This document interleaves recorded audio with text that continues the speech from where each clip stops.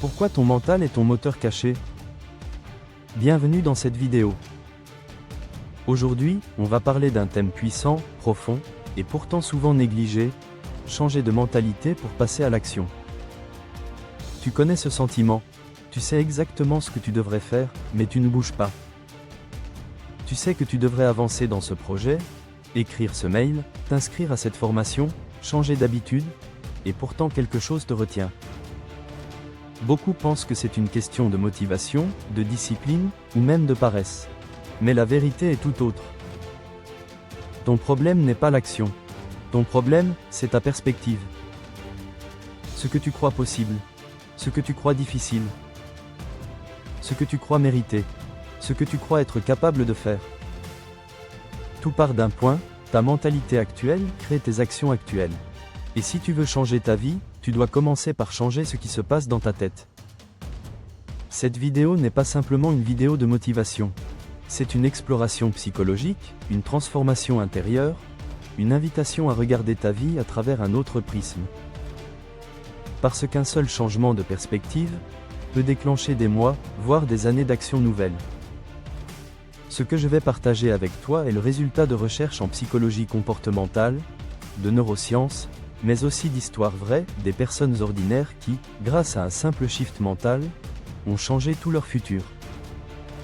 Aujourd'hui, tu vas apprendre pourquoi tu bloques réellement face à l'action, comment ton cerveau te manipule sans que tu t'en rendes compte, et comment créer un état mental qui entraîne l'action presque automatiquement.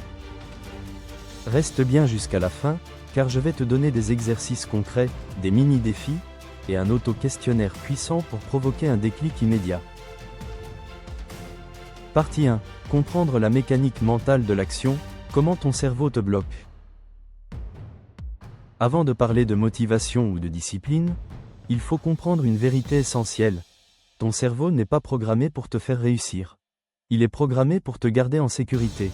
Et cette nuance change tout. Le cerveau humain fonctionne encore aujourd'hui comme un cerveau de survie, un cerveau préhistorique dans un monde moderne. Il est constamment à l'affût de ce qui pourrait te mettre en danger, physiquement ou émotionnellement. Et devine quoi? La majorité des actions importantes que tu veux accomplir sont perçues comme des menaces. Ce n'est pas rationnel, ce n'est pas logique, mais c'est biologique. 1. Le conflit interne, survie versus évolution. Quand tu envisages de commencer un nouveau projet, de changer d'habitude, d'apprendre quelque chose d'inconnu, ou d'envoyer un message important, ton cerveau envoie deux signaux opposés. L'un vers l'amygdale, l'autre vers le cortex. L'amygdale, le centre d'alerte. L'amygdale est la partie du cerveau chargée de détecter le danger. Elle ne distingue pas la différence entre un lion menaçant ta vie et un appel téléphonique inconfortable. Pour elle, les deux représentent un risque. Risque de jugement, risque d'échec, risque d'inconfort, risque d'inconnu. C'est cette amygdale qui déclenche les pensées négatives. Crois, on verra plus tard. Crois, je ne suis pas prêt. Crois, ça me stresse trop. Crois, je ferai ça demain. Ce n'est pas toi qui es faible. C'est ton cerveau qui essaie de te protéger. Le cortex préfrontal, l'ingénieur de l'action. Face à l'amygdale, il y a le cortex préfrontal, la zone rationnelle du cerveau, celle qui imagine l'avenir, planifie, décide. C'est lui qui te dit « Coche, cela va te faire grandir. Coche, tu as besoin d'avancer. Coche, tu sais que ça vaut le coup. » Ce que tu ressens comme de la procrastination est en réalité un bras de fer biologique entre ces deux structures. 2. La distorsion mentale, le cerveau amplifie les obstacles. Voici quelque chose que peu de gens savent. Ton cerveau amplifie la perception de la difficulté avant que tu n'agisses. Il te fait croire que c'est trop long, trop dur, trop fatigant. Il crée un mur imaginaire pour t'empêcher d'entrer dans la zone inconnue. C'est un mécanisme appelé aversion à la perte. Ton cerveau préfère éviter le risque d'une petite perte, même imaginaire, plutôt que de courir vers un gain potentiel. Résultat, tu ne commences pas. Et en ne commençant pas, tu renforces l'idée que c'était difficile. Le cerveau adore confirmer ce qu'il croit déjà. 3. Le biais de confort, la prison douce. Ton cerveau adore ce qui est prévisible. Il adore les routines, même celles qui te tirent vers le bas. Le confort n'est pas seulement physique, c'est un état mental. Même une situation négative peut devenir confortable si elle est familière. Exemple, rester dans un job que tu détestes mais que tu connais, garder une habitude nocive mais répétitive. Éviter un projet important car tu as l'habitude de l'éviter. Le cerveau préfère un inconfort connu à un futur inconnu. 4. Le point clé, ce n'est pas l'action qui est difficile, c'est l'idée que ton cerveau s'en fait. Ce que tu évites depuis des semaines pourrait, en réalité, être accompli en 10 minutes. Mais ton cerveau construit un scénario catastrophique qui n'existe pas. Le problème n'est pas l'action. Le problème est la perception de l'action. Et cette perception, tu peux la changer. C'est là que commence la transformation. En changeant la manière dont tu vois une action, tu désactives la réaction de peur. Tu passes du mode protection au mode création. Et c'est exactement ce qu'on va explorer dans les prochaines parties. Partie 2, Histoire vraie, comment un changement de perspective a transformé la vie de Mel Robbins. L'histoire que je vais te raconter est celle de Mel Robbins, aujourd'hui auteure à succès, conférencière mondiale et créatrice de la célèbre « Règle des 5 secondes ». Mais avant d'inspirer des millions de personnes, Mel a vécu une des périodes les plus sombres de sa vie. À 41 ans, elle est au bord du gouffre. Elle vient de perdre presque tout. Son entreprise est en faillite, elle est endettée jusqu'au cou. Son mariage est en crise, elle souffre d'anxiété quotidienne. Elle a perdu confiance en elle, elle perd la motivation de se lever le matin. Chaque soir, elle se promet. Demain, je change tout. Demain, j'arrête de procrastiner. Demain, je prends les choses en main. Mais chaque matin, la même scène se répète. Le réveil sonne, et elle appuie sur « snooze ». Encore. Et encore. Ce geste, simple en apparence, devient le symbole de son blocage intérieur. Elle n'arrive plus à agir. Elle n'arrive même plus à commencer la journée. Le moment du déclic, un changement de perspective inattendu. Un soir, en regardant la télévision, elle voit un lancement de fusée. La fusée s'élève dans le ciel, et une pensée traverse son esprit. Demain matin, quand le réveil sonnera, je me lancerai comme une fusée. Je compterai 5, 4, 3, 2, 1, et j'agirai avant que mon cerveau ne me sabote. Ce n'est pas une stratégie. Ce n'est pas un plan. C'est une impulsion, une idée spontanée. Le lendemain matin, le réveil sonne. L'amygdale se réveille aussi. Pas aujourd'hui. Pas maintenant, encore 10 minutes. Mais Mel ne lui laisse pas le temps. Elle compte dans sa tête. 5, 4, 3, 2, 1. Lève-toi. Elle se lève. Pour la première fois depuis longtemps. Un geste minuscule. Mais un symbole immense. Ce jour-là, elle découvre quelque chose de fondamental. Si tu agis avant que ton cerveau ne crée des excuses, tu prends le contrôle. Le mouvement coupe la peur. Elle applique cette règle partout. Pour appeler sa banque, pour envoyer des emails professionnels, pour reprendre soin d'elle, pour relancer sa carrière. Chaque fois qu'elle hésite, elle compte à rebours. 5, 4, 3, 2, 1, action. Ce simple changement de perspective, ne pense pas, lance-toi, transforme sa vie. La transformation. En quelques mois, Coche elle sort de la dépression active, Coche elle relance sa relation de couple, Coche elle retrouve un emploi, Coche elle reconstruit sa confiance, Coche elle se remet à agir quotidiennement, Coche elle commence à partager sa méthode. Aujourd'hui, sa règle des 5 secondes est utilisée par des millions de personnes. Elle est devenue conférencière TED, animatrice TV, autrice de best-sellers, et une référence mondiale en psychologie de l'action.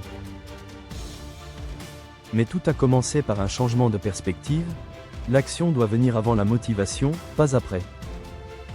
Ce n'est pas une histoire de volonté. Ce n'est pas une histoire de talent. C'est une histoire de mentalité. Mel Robbins a compris que si elle changeait son fonctionnement mental, tout le reste suivrait. Et tu peux faire la même chose. Partie 3. Les 4 piliers psychologiques pour changer de mentalité. Changer sa mentalité, ce n'est pas simplement penser positif. C'est transformer en profondeur la manière dont ton cerveau interprète l'action, comment il anticipe les difficultés et comment il construit ton identité. Et pour provoquer un vrai changement durable, il existe 4 piliers psychologiques fondamentaux. 4 leviers internes qui modifient radicalement ta manière d'agir. Quand tu les comprends et que tu les intègres, passer à l'action devient non seulement plus facile, mais presque naturel. Pilier 1. Reprogrammer la signification de l'action. Voici une vérité simple, mais incroyablement puissante. Ce n'est pas l'action qui détermine ton comportement, mais la signification que tu lui donnes. Ton cerveau réagit avant tout à l'interprétation, pas à la réalité. 2 personnes peuvent faire la même chose, mais vivre une expérience totalement différente, selon le sens qu'elles attribuent à l'action. Par exemple, imaginons 2 personnes qui doivent courir 20 minutes. Pour la première, courir signifie effort, fatigue, contrainte. Pour la seconde, courir signifie progression, énergie, libération mentale. La première va lutter. La seconde va se sentir portée. Et pourtant, elles font exactement la même chose. Le problème n'est donc pas dans l'action, mais dans la perspective.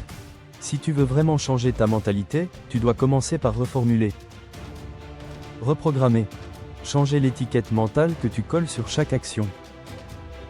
Exemple concret, faire un mail professionnel, ce n'est pas du stress. C'est une opportunité d'avancer. Faire du tri chez soi, ce n'est pas une corvée. C'est un reset mental. Dire non à quelqu'un, ce n'est pas un conflit. C'est une preuve de respect envers toi-même. Ce recadrage mental transforme la perception, et donc la motivation. Parce que ton cerveau ne cherche pas l'action. Il cherche du sens. Pilier 2, briser la prophétie de l'impuissance. La plupart des blocages ne viennent pas de l'extérieur. Ils viennent d'une petite voix interne, héritée de l'enfance, des expériences, des échecs passés. La voix qui dit « Tu n'y arriveras pas. Tu n'es pas doué pour ça. C'est trop compliqué pour toi. » Cette voix construit une identité limitante. En psychologie, on appelle cela l'impuissance apprise. Lorsque ton cerveau se convainc que tu ne peux pas agir, même si tu en as la capacité. Mais la bonne nouvelle, c'est que cette identité est malléable. Elle n'est pas figée. Elle n'est pas « toi ». Elle est simplement le résultat d'actions passées ou d'inactions passées. Et c'est là que se trouve la clé. Chaque petite action crée une nouvelle identité. Tu n'as pas besoin d'un grand changement pour devenir quelqu'un d'autre. Tu as besoin d'un petit mouvement répété. C'est l'idée centrale de James Clear, mais aussi de nombreuses recherches en psychologie comportementale. L'identité suit l'action. Jamais l'inverse. Si tu écris 3 lignes aujourd'hui, tu deviens la personne qui écrit. Si tu fais 1 minute de rangement, tu deviens la personne qui met de l'ordre. Si tu marches 5 minutes dehors, tu deviens la personne qui prend soin de sa santé. Ton cerveau ne demande pas la perfection. Il demande des preuves. Et ces preuves, ce sont tes actions. Pilier 3, débrancher le perfectionnisme. Le perfectionnisme est une des formes les plus subtiles et les plus dangereuses de procrastination. Il est déguisé en exigence de qualité, mais en réalité, il empêche d'agir. Le perfectionnisme te fait croire que, si ce n'est pas parfait, ce n'est pas utile. Si tu n'as pas 1 heure complète, inutile de commencer. Si tu ne fais pas un grand geste, aucun intérêt. Mais la vérité est très différente. Ce qui crée des résultats, ce n'est pas l'excellence. C'est l'accumulation. Une vidéo imparfaite publiée vaut mieux qu'une vidéo parfaite jamais montée. Un entraînement de 10 minutes vaut mieux qu'un programme parfait jamais commencé. Un projet lancé vaut mieux qu'un projet rêvé. Ton cerveau a été conditionné à croire que l'erreur est un danger. Mais si tu regardes les personnes qui réussissent, tu verras chez toutes la même chose. Elles protègent leur action, pas leur ego. Elles préfèrent avancer imparfaitement plutôt que d'attendre le moment idéal. Le perfectionnisme est une prison mentale. Agir, même de manière imparfaite, est la clé qui ouvre la porte. Pilier 4, réduire la friction mentale. Ce pilier est souvent sous-estimé, mais il est essentiel. La friction mentale, c'est tout ce qui crée un micro-effort inutile, un micro-obstacle, une micro-excuse. Et ton cerveau adore ces micro-excuses. Plus il y a de friction, moins tu agis. Moins il y en a, plus tu passes à l'action naturellement. La friction peut venir de ton environnement, logiciel dispersé, matériel rangé trop loin, ton organisation, tâches floues, objectifs mal définis, ton énergie mentale, pas de plan clair, trop de choix, ton émotion du moment, stress, fatigue cognitive. Réduire la friction, c'est rendre l'action facile à déclencher. C'est préparer ton futur toi. Exemple simple mais puissant. Poser tes chaussures de sport juste devant la porte, te pousse à sortir. Préparer ta tenue la veille, supprime 5 micro-décisions. Ouvrir ton document la veille, réduit la résistance le lendemain. Découper une tâche en étapes minuscules, diminue la peur de commencer. Ce n'est pas de la magie, c'est de la neuropsychologie. Ton cerveau adore ce qui est simple. Et si tu rends l'action simple, tu agiras. Ces 4 piliers ne sont pas des concepts abstraits. Ce sont des leviers puissants, profonds, concrets, qui modifient ta manière d'interagir avec le monde. En changeant la signification, l'identité, la relation au perfectionnisme et la friction mentale, tu changes automatiquement tes actions, puis tes habitudes, puis tes résultats. Tu n'as pas besoin de forcer. Tu as juste besoin d'ajuster ton système mental. Partie 4. Exercice pratique, mini-défi et auto-questionnaire. C'est maintenant que tu passes du mode spectateur au mode acteur. Voici des exercices simples, mais puissants. Exercice 1, le recadrage mental immédiat. Pendant les prochaines 24 heures, chaque fois que tu dois faire une action, demande-toi, quelle version positive de cette action je peux choisir? Exemple. Ce n'est pas un mail difficile, c'est une opportunité. Ce n'est pas une séance dure, c'est un investissement. Ce n'est pas une corvée, c'est un choix. Fais-le 5 fois aujourd'hui.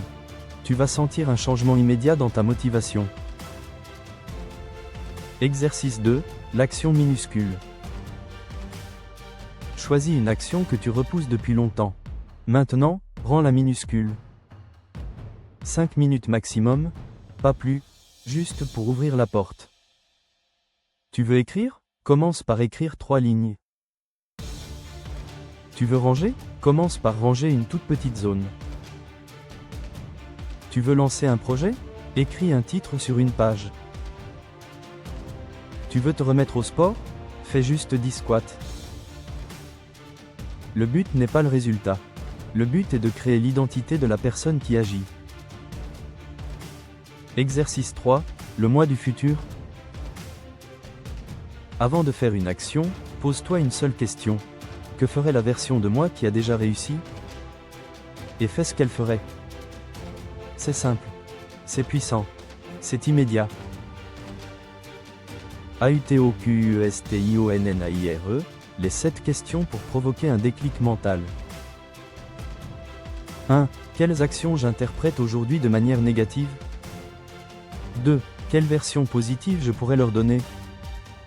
3. Quelle petite action pourrait déclencher un élan cette semaine? 4. Qu'est-ce que je veux vraiment prouver à moi-même? 5. Quelle identité je veux construire? 6. Quel serait le plus petit pas possible, mais impossible à refuser? 7. Comment ma vie changerait dans 3 mois si je changeais de mentalité dès aujourd'hui? Note-les. Prends 10 minutes. Cela peut changer ton année. Ta nouvelle manière de voir le monde commence maintenant. Tu viens de découvrir quelque chose que la majorité des gens ne comprennent jamais. Le secret de l'action ne se trouve pas dans la motivation, mais dans la mentalité. Tu n'as pas besoin de devenir plus fort, ni plus discipliné, ni plus parfait. Tu as seulement besoin de changer ta manière de voir l'action. Ton mental peut te paralyser, mais ton mental peut aussi te libérer. Et tout commence par une décision, changer de perspective. Lorsque tu n'es plus en lutte contre toi-même. Lorsque l'action devient un choix. Lorsque les petites victoires deviennent naturelles. Lorsque tu deviens la personne qui avance. Tout dans ta vie change. Ton énergie, tes habitudes, ta confiance, ton futur. Tu n'as plus besoin d'attendre le bon moment. Tu n'as plus besoin d'attendre de te sentir prêt. Tu n'as plus besoin de tout comprendre. Tu peux commencer aujourd'hui, avec une micro-action, avec une nouvelle perspective, avec un choix. Et rappelle-toi, droit ta mentalité d'aujourd'hui construit ton futur de demain. Droit change ta perspective, et tu changeras ta vie. Merci d'avoir suivi cette vidéo. Tu viens de faire le premier pas. Maintenant, c'est à toi de jouer. Si ce message t'a parlé, abonne-toi pour plus de motivation, et aide-moi à faire connaître la chaîne. À bientôt!